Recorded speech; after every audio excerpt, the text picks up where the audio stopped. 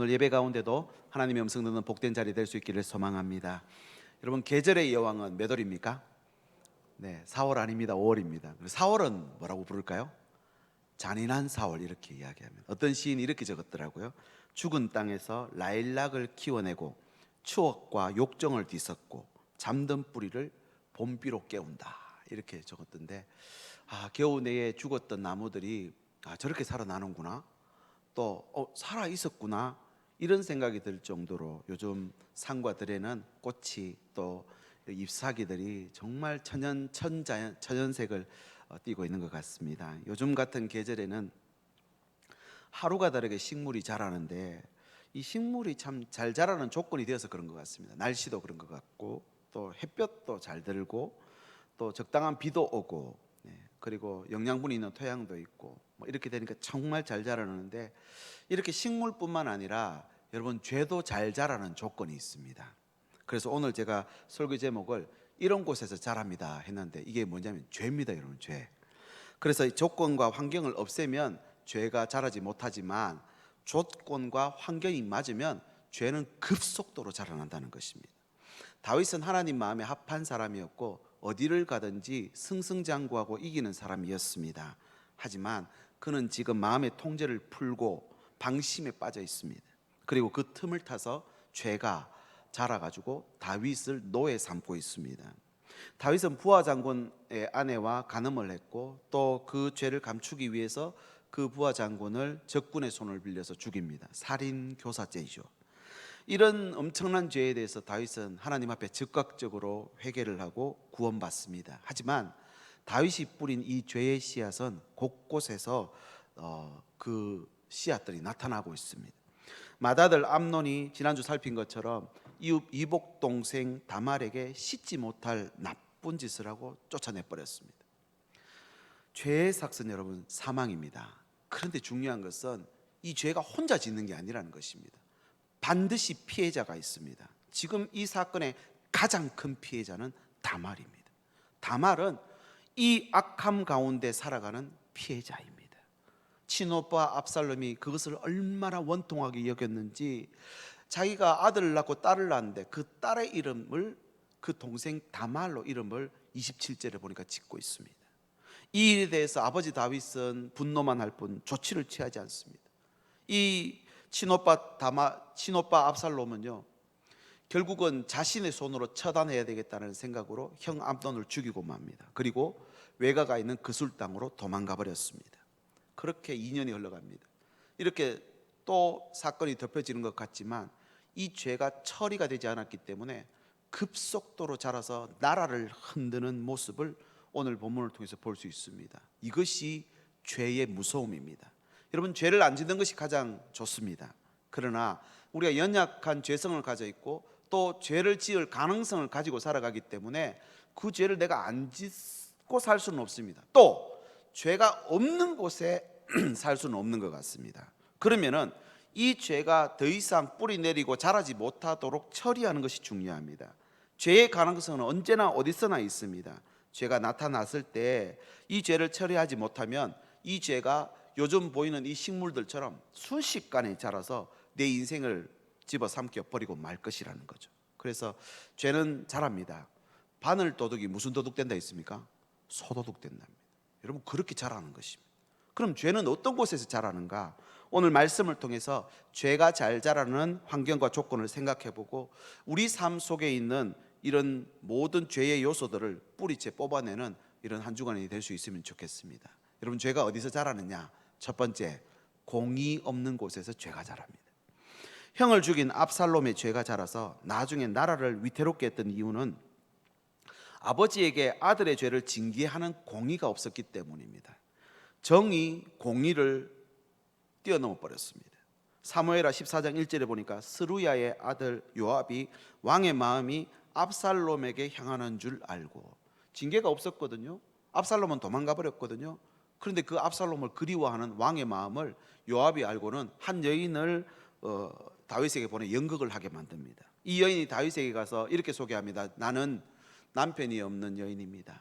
두 아들이 내 희망인데 두 아들이 들판에서 싸우다가 형이 동생을 때려 죽이고 말았습니다. 그런데 집안 사람들이 그 형의 동생을 죽인 죄를 물어서 형까지도 죽이려고 합니다.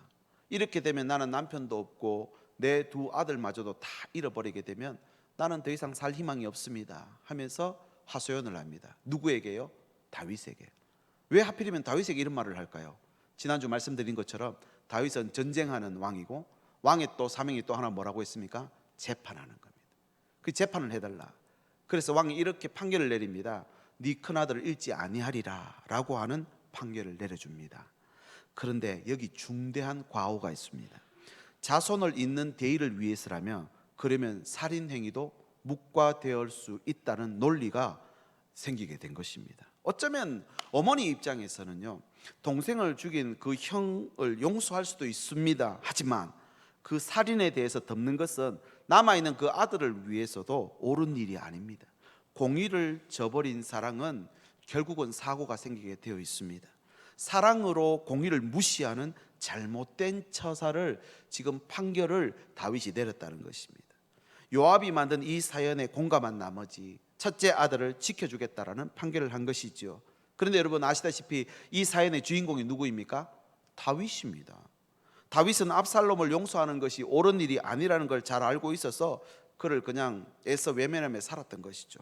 그러나 드고와 여인에게 판결한 것 때문에 어쩔 수 없이 압살롬이 돌아오도록 허락합니다. 14장 21절을 읽겠습니다. 왕이 요압에게 이르되 내가 이 일을 허락하였으니 가서 청년 압살롬을 데려오라 하니라.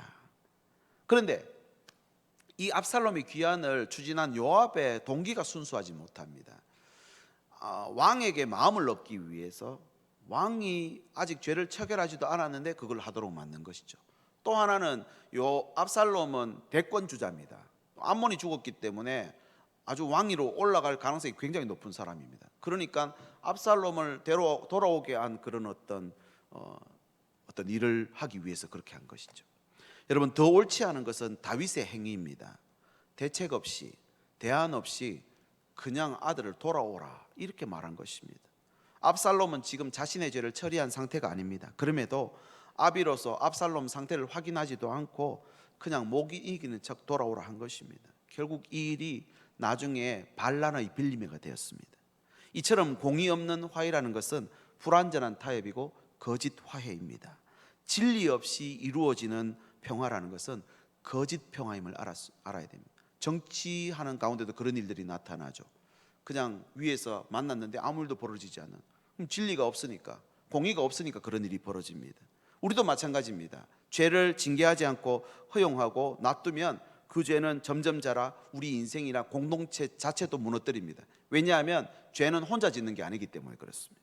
그러므로 걸을 것은 거르고 잘못된 것은 징계함으로 반드시 해결해야 됩니다. 내가 조금 아프더라도, 손해볼지라도, 해로울지라도 해결하고 지나가야 되는 것이 공입니다.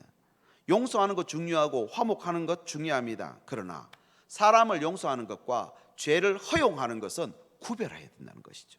죄는 미워하되 사람은 허용하고 이해해 주는 것입니다. 만약에 죄를 허용하면 이 죄 때문에 그 사람은 물론 다른 사람들까지도 같이 위험에 처하게 됩니다. 마치 사람을 믿는 것과 그 사람의 경력을 믿는 것과는 별개의 문제라는 것이죠. 예를 이렇게 들어보겠습니다.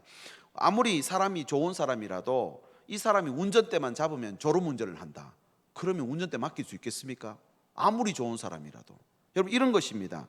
죄를 지어서 결함이 있는 사람입니다. 그런데 그 죄 문제가 해결 안 됐는데 그 사람에게 뭔가를 계속해서 맡기는 거, 회개하지도 변화하지도 않았는데 무조건 받아주면 결국 나중에 더 큰 문제가 생긴다는 것입니다.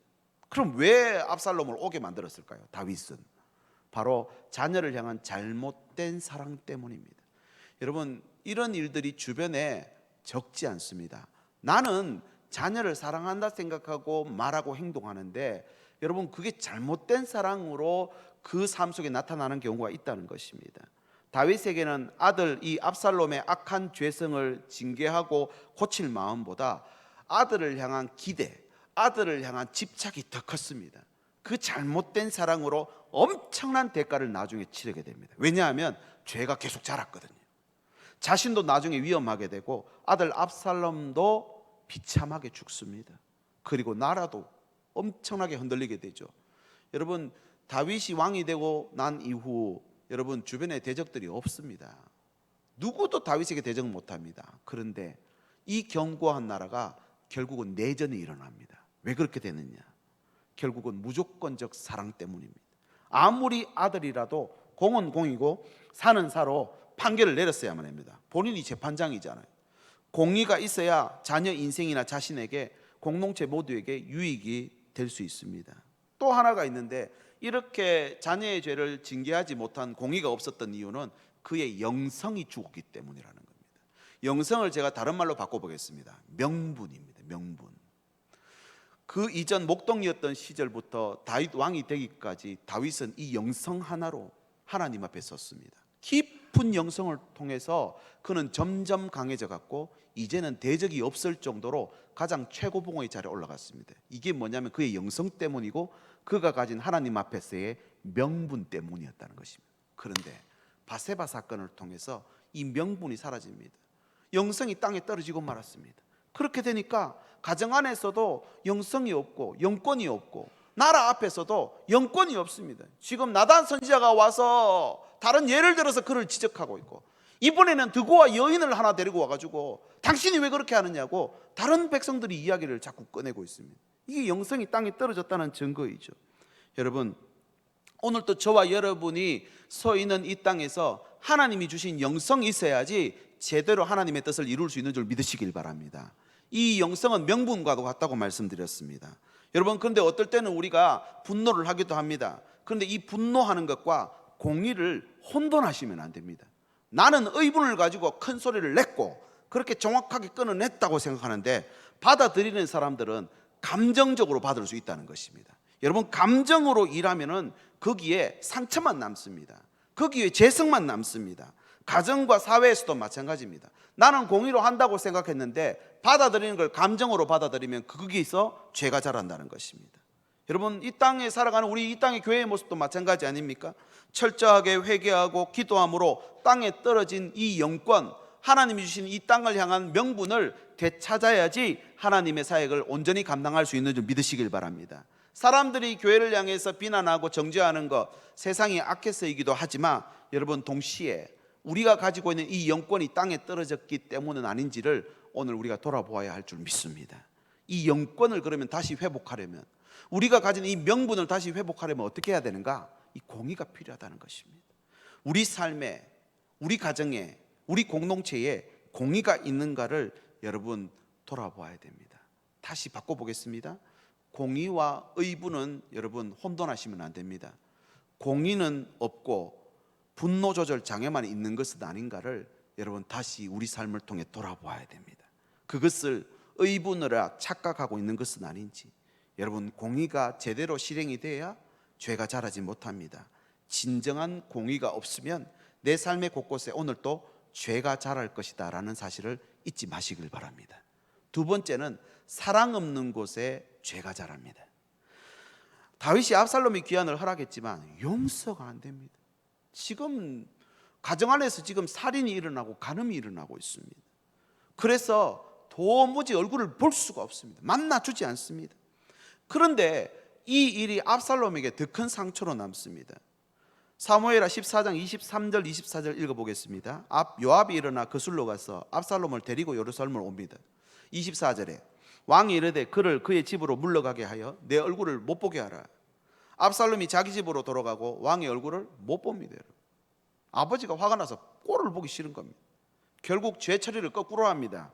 죄인은 용서하되 죄는 허용하면 안 되는 일을 죄를 허용하고 죄인을 밖으로 밀어내버립니다.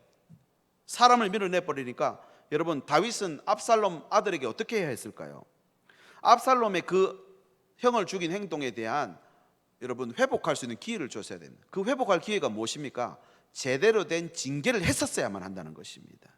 그러면은 형을 죽인 이 죄는 돌이킬 수 없는 죄입니다. 살인죄잖아요. 그러나 이유 있는 살인이었습니다. 친동생을 욕보인 그 형을 아버지가 징계하지 않으니까 본인이 징계한 겁니다. 그래서 사형까지는 아니더라도 징계는 있었어야 된다는 거죠. 왜냐하면 어떤 형태로든 압살롬이 대가를 치를 방법을 주었어야 된다는 것입니다. 이런 과정이 없으니까 압살롬은 회개 기회를 잃어버렸고 자기 행위를 이후부터는 반성도 안 하고 오히려 당당하게 행동하는 것입니다.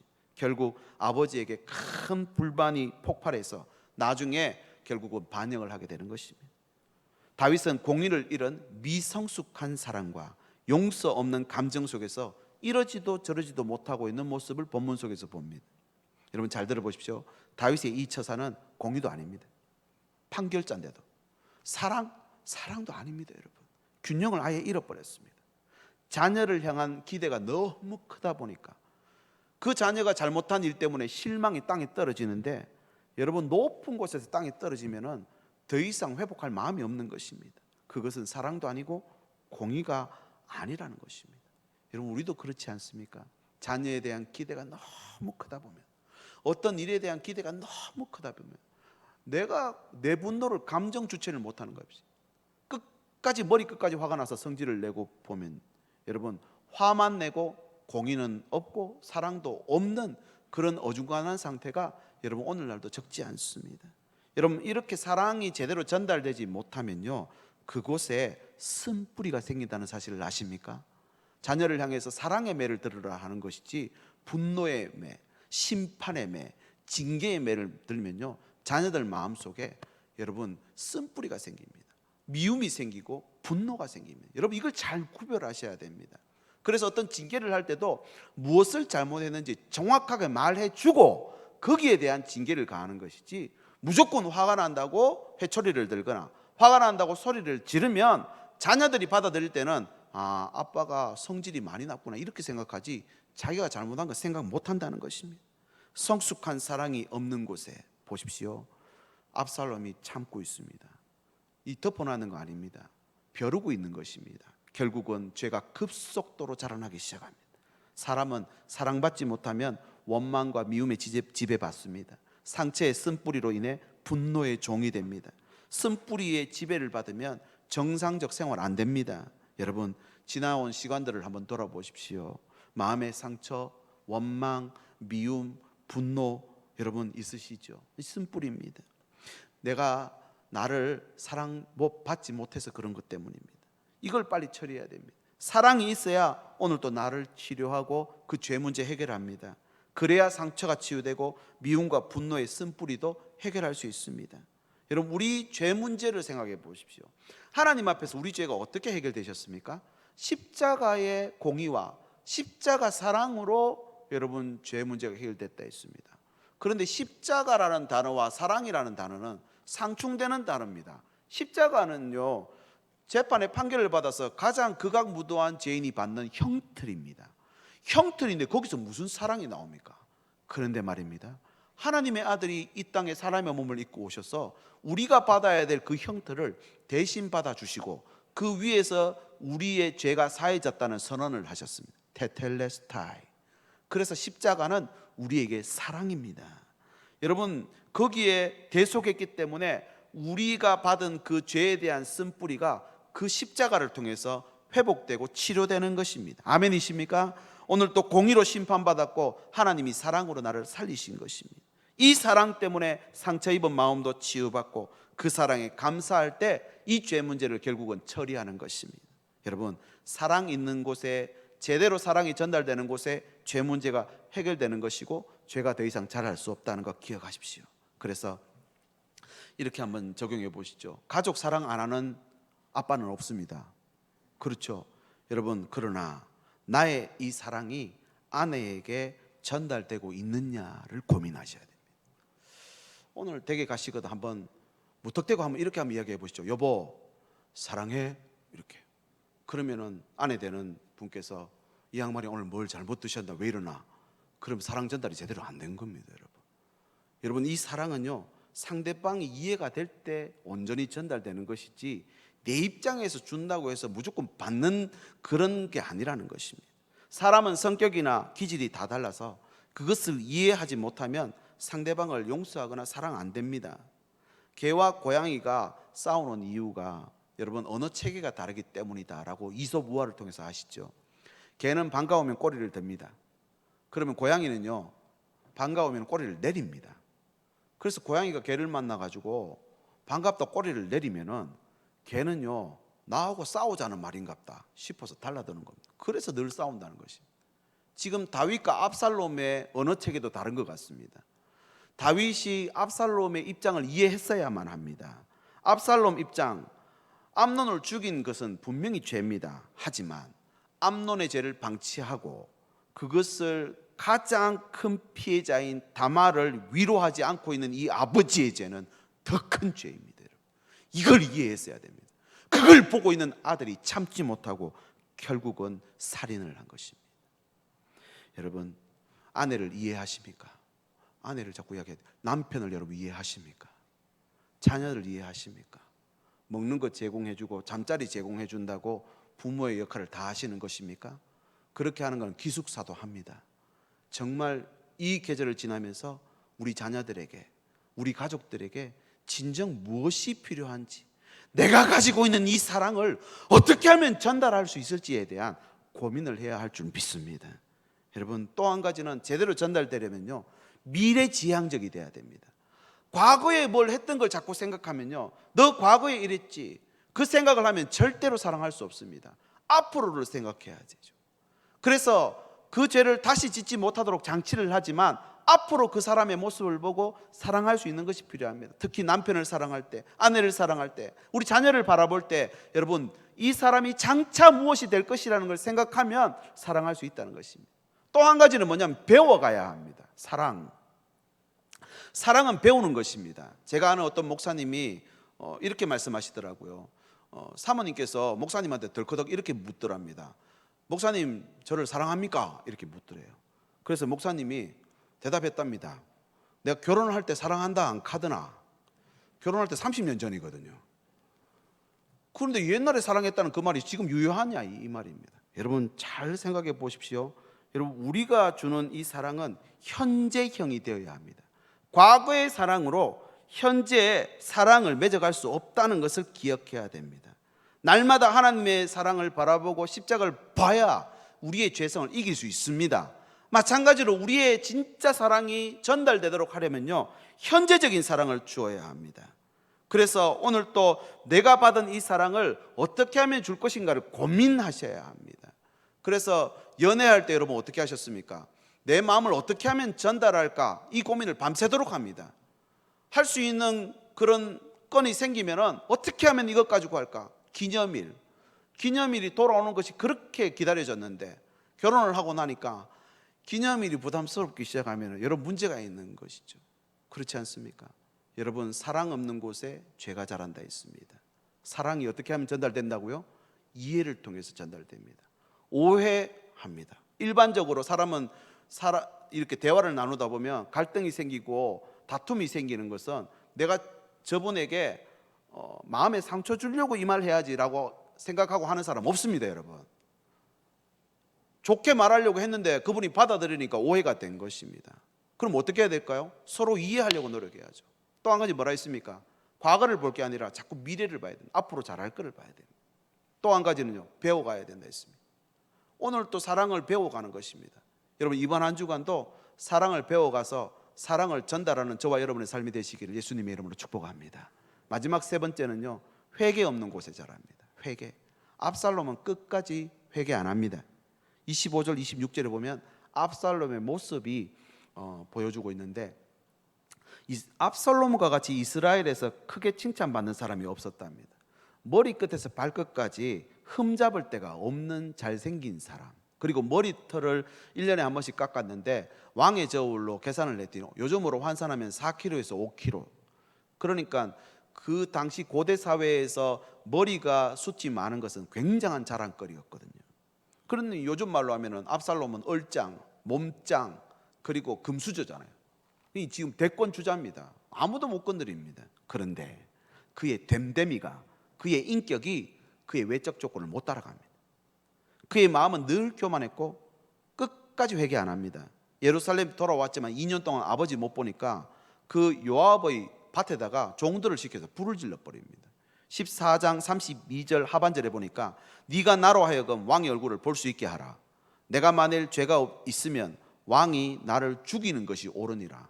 여러분, 이쯤 되면 막 가자는 거죠. 죽여라 이거. 내가 무슨 죄가 있느냐 이 말입니다. 여러분, 고마움도 못 느낍니다. 요압이 데려왔는데 요압에게 고마운 마음 한 개도 없습니다. 그리고 아버지에 대해 용서받을 마음 자체도 없습니다. 그냥 남은 것은 분노 조절 장애뿐입니다. 그렇게 압살롬의 죄는 더 커져가고 강팍해져 가서 결국은 회개 없는 삶의 결말, 결국 죽음에 이르게 되었다는 것입니다. 여러분, 저와 여러분이 하나님 앞에 죄를 회개하면 하나님이 용서해 주십니다. 믿으시기 바랍니다. 회개 안 하면 어떻게 됩니까? 죽는 것입니다. 그럼 회개하려면 어떻게 해야 될까요? 하나님 앞에서 서 있어야 됩니다. 하나님이 내게 내 자신을 볼 수 있게 만들 때에 정확하게 보는 것이 중요합니다. 눈에 보이는 육신의 이 더러움은요, 하루만 안 씻어도 내가 압니다. 이틀 안 씻으면 옆에서 압니다. 그죠? 그런데 우리 어린 아이들은 씻어도 안 씻어도 몰라요. 왜냐하면 자기가 씻어도 안 씻어도 그게 나쁜 건지 더러운 건지 모르니까. 영적으로도 마찬가지입니다. 영적으로 어리거나 감각이 없으면 자기 실상을 잘 모릅니다. 회개할 생각 전혀 안 합니다. 항상 남의 죄만 들추어내고 다른 사람의 단점만 말하고 다니는, 이게 영적으로 아주 어린 일입니다. 요한계시록의 3장 17절에 보면은 이렇게 말씀합니다. 네가 말하기를 나는 부자라 부요하여 부족한 것이 없다 하나 네 공고한 것과 가난한 것과 가련한 것과 가난한 것과 눈먼 것과 벌거벗은 것을 알지 못하는도다. 이 하나님이 영적으로 보니까 네 상태가 지금 이렇다는 겁니다. 여러분, 하지만 성령께서 우리를 조명하시면 우리의 실상을 깨닫습니다. 여러분, 깨달으면 회개할 수 있습니다. 회개하면 죄가 더 이상 못 자랍니다. 아멘이십니까? 사람이 죄를 지적하면 기분 나쁠 수 있지만 성령께서 지적하시면 더 이상 할 말이 없고 회개할 수밖에 없습니다. 그러므로 하나님 앞에서는 상대평가가 아니라 반드시 절대평가를 하셔야 됩니다. 저 사람보다는 내가 낫지 않습니까? 이렇게 생각하면 회개할 게 하나도 없습니다. 그러나 하나님 앞에서 내 삶을 돌아보면 우리는 죄 덩어리입니다. 하나님 앞에 회개하면 여러분, 죄는 더 이상 못 자라고 우리가 구원에 이른다는 것입니다. 이것 때문에 사는 것인데, 압살롬은 회개가 없어서 결국 그 안에 죄가 자라갑니다. 결국 자신의 자랑거리였던 머리카락이 나중에 나뭇가지에 걸려서 결국은 죽는 빌미를 제공합니다. 차라리 몸짱이 아니었다면, 차라리 그가 금수저가 아니었더라면 살 수 있었던 것을 결국은 죽음에 이르는 거리가 되었다는 것입니다. 여러분, 역시 우리도 죄를 버리고 하나님 원하시는 삶으로 나가야 합니다. 그렇게 하려면 오늘도 예배의 자리에 오실 때 여러분, 이런 마음이 필요합니다. 혹시 예배 자리에 올라오실 때 이런 마음 아니십니까? 은혜를 주시기를, 또 어떤 응답을 하나님이 주실까? 여러분, 이렇게 생각하시죠? 여러분, 꼭 기억하십시오. 이 컵에 물이 가득 차 있으면 다른 물이 들어갈 자리 자체가 없습니다. 회개는 무엇입니까? 비워내는 것입니다. 내 안에 있는 쓴뿌리, 나 안에 하나님의 말씀으로 조명해 주시는 그, 오늘 말씀해 주시는 그 음성을 듣고 내 안에 있는 걸 비워낼 때 거기에 하나님의 은혜가 채워지는 줄 믿습니다. 그런 곳에 어떻게 죄가 자라겠습니까? 하나님의 은혜로 우리 심령을 채우면 이곳에서 믿음이 잉태하고 믿음이 자라고 믿음의 열매를 누리게 되는 줄 믿으시길 바랍니다. 말씀을 정리해 보겠습니다. 오늘 이 공의가 없는 곳에, 또 사랑이 없는 곳에, 회개가 없는 곳에 결국은 죄가 자라나서 결국은 모든 인생을 파멸시키는 것을 보게 됩니다. 그때만 그렇습니까? 아닙니다. 오늘도 저와 여러분의 삶 속에 곳곳에 숨어서 살고 있는 이 죄를 여러분 반드시 발견하시고 이 죄를 잘 처리하는 이번 한 주간 될 수 있기를 바랍니다. 특별히 마음에 있는 쓴뿌리, 마음이 상한 자를 하나님이 고쳐주신다 약속했습니다. 그리고 새로운 길로 우리를 인도하실 거라 그랬거든요. 그러면은 오늘은 저와 여러분 어떻게 해야 됩니까? 의에 줄이고 목이 마른 자가 되어, 하나님, 오늘 또 내 안에 죄의 쓴뿌리들 처리할 수 있는 믿음과 결단력을 허락해 주시옵소서. 특별히 공의가 없는 곳, 사랑이 제대로 전달되지 못한 곳, 또 회개하지 않고 있는 것들 잘 처리해서 이 죄의 모든 뿌리들을 뽑아버리고 하나님 주시는 믿음으로 다시 심고 가꾸고 자라게 만드는 우리 삶이 되게 해주십시오. 합심해서 같이 한번 이 시간 기도하겠습니다.